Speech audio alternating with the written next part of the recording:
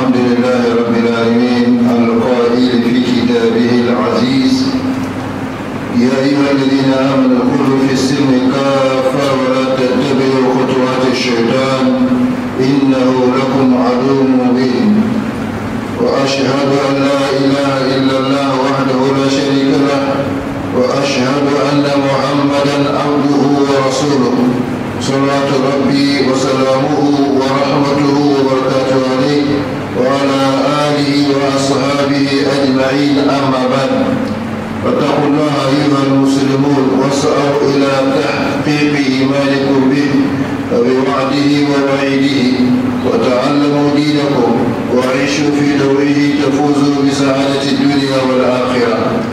هذه الحلقة التاسعة من سلسلة الخطب عن صفات المسلم الحق وبالله التوفيق.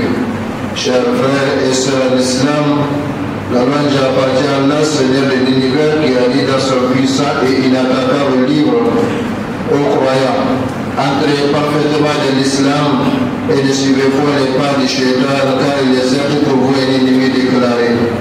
Je témoigne, Allah suffit pour témoin qu'il n'y a pas de divinité digne d'adoration hormis Allah l'unique sans associé et que Muhammad sallallahu alayhi wa sallam est son envoyé et son serviteur est son envoyé. Et les prières d'Allah sont sur lui, ses miséricordes et ses bénédictions sont sur lui, sur sa sainte famille, ses fidèles compagnons et tous ceux qui suivront sa sunna jusqu'au jour de la résurrection. Craignez Allah, chers musulmans, et appréciez-vous de concrétiser votre foi à lui, à ses promesses et menaces. Apprenez votre religion et vivez à sa lumière, vous connaîtrez le bonheur terrestre et céleste. Chers frères et sœurs d'Islam, voici la 9e partie de la série de sermons sur les qualités du bon musulman, que l'on nous confronte davantage à son bon traitement.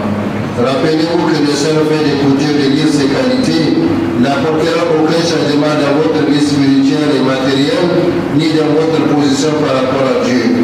Ce qui fera le changement, c'est la connaissance et la mise en application de ces qualités.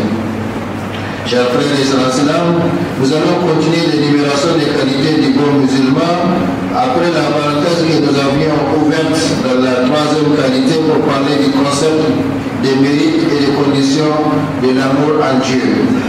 Donc, 4e qualité ou 4e groupe de qualités, le bon musulman cherche toujours à mettre son prochain au même rang et au même niveau que lui, sinon plus haut, afin que le bonheur et le malheur de l'un soient ceux de l'autre.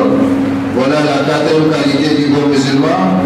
Il cherche par tous les moyens à créer le bonheur autour de lui et à se faire entourer par des gens positifs, bénis et heureux.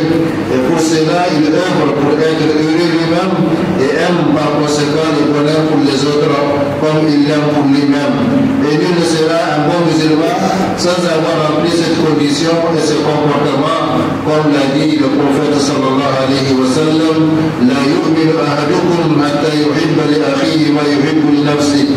Nul d'entre vous ne sera véritablement croyant jusqu'à ce qu'il aime pour son frère ce qu'il aime pour lui-même. Chers frères et sœurs d'Islam, ce hadith prophétique et cette qualité nous interpellent à considérer de près notre relation et notre position par rapport aux autres, plus précisément nos frères et sœurs en islam, de façon générale, et nos compatriotes de façon particulière. Aimons-nous les biens pour eux comme nous l'aimons pour nous-mêmes? Aimons-nous le bonheur pour eux comme nous l'aimons pour nous-mêmes?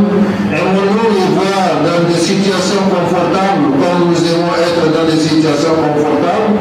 Ou bien c'est le cas et le comportement contraire comme on le voit aujourd'hui un peu partout dans les sociétés humaines en général et les sociétés musulmanes et les sociétés islamiques en particulier.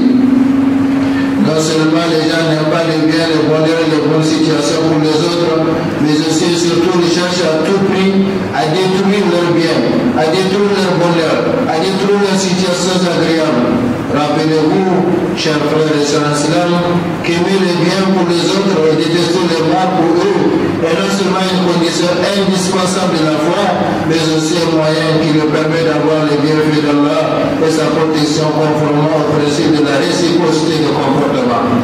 Ainsi, aimez le bien pour les autres. Vous l'aurez auprès de votre Seigneur. Et évitez le mal aux autres. Allah vous